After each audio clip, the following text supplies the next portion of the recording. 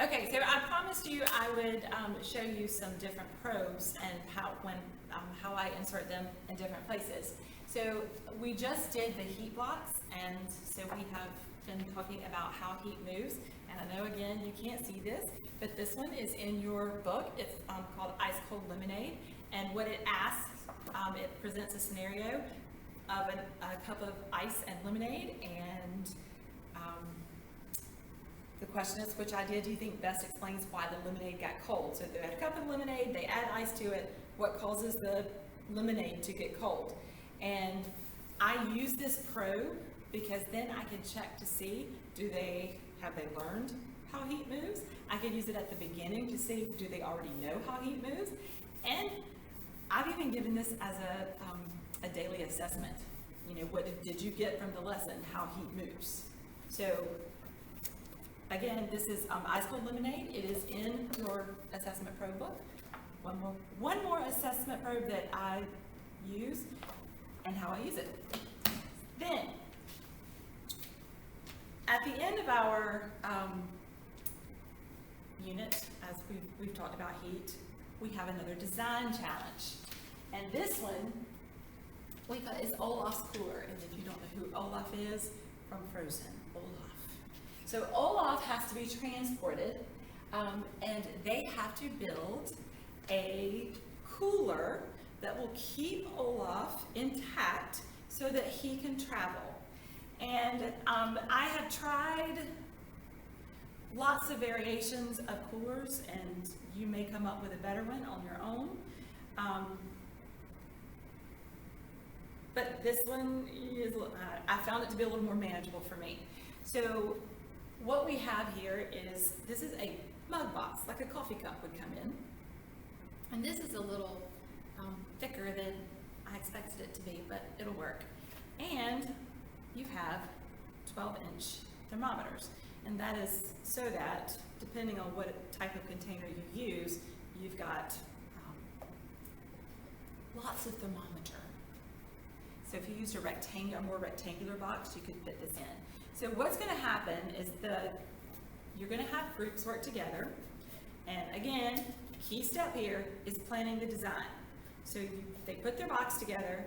You can have different materials available. They choose. There is a presentation that I will share with you, and in it, there's a part where they have so much money to spend, and each item they purchase to go in their cooler, comes out of their account. So that kind of limits how much they choose and how much they do. It's up to you whether you want to limit their choices or just let them have free reign for design. So because I had this readily available, this is just art foam that I have cut and I've put in.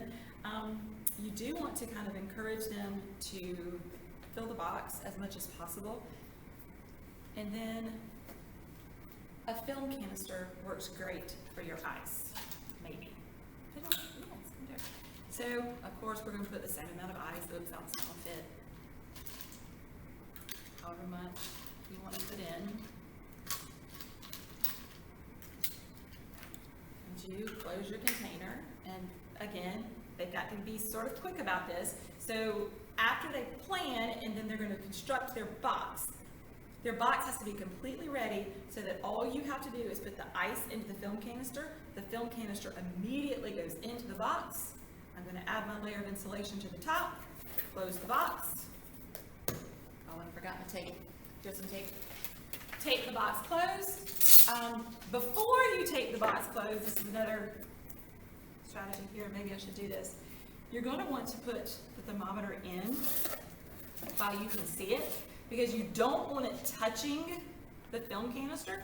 You want it close. So it's going to have to go through the material, and you may have to help the kids. Like I use scissors just to puncture through. But you don't want, and I wish y'all could look down in here and see, you don't want the thermometer to touch the film canister. You want it just to be close so that it can read the temperature. Now I'll put my roof on, close my box, and we're going to let it sit. Now, we can't just have kids sitting and waiting and watching a thermometer. And of course, you're probably going to have a lesson on how to read a thermometer. So lots of good skills coming in here. But I will also provide you with a link for a 30-minute timer in 1 minute increments. So every minute, every 60 seconds, they have to record the temperature. And I think the presentation that I'll share with you has the measure for 15 minutes. You can do all 30 if you choose, but typically it doesn't take that long. 15 minutes is fine. But the important step here is that the kids read the temperature and record, because at the end they can graph these to see what happens to the temperature over time. Did they use a good insulator? There's lots of ways to do this. You can have each group experiment with different types of materials. You could have the kids combine materials or test just one particular type. There are so many variations of Olaf's cooler that you can take it many different ways. But the key part here is to have the kids plan, collect data, analyze that data to see the results, and then talk about their results. What happened? Were there discrepancies? What else? So another tool is an infrared thermometer. So if you don't have access to boxes like this, or you just want something easier, a lot of people like to use a plastic box or a different type of container. You have an infrared thermometer. You could easily lift the lid, take the temp, and there you go, and they record it. So easy enough. So this is Olaf's cooler.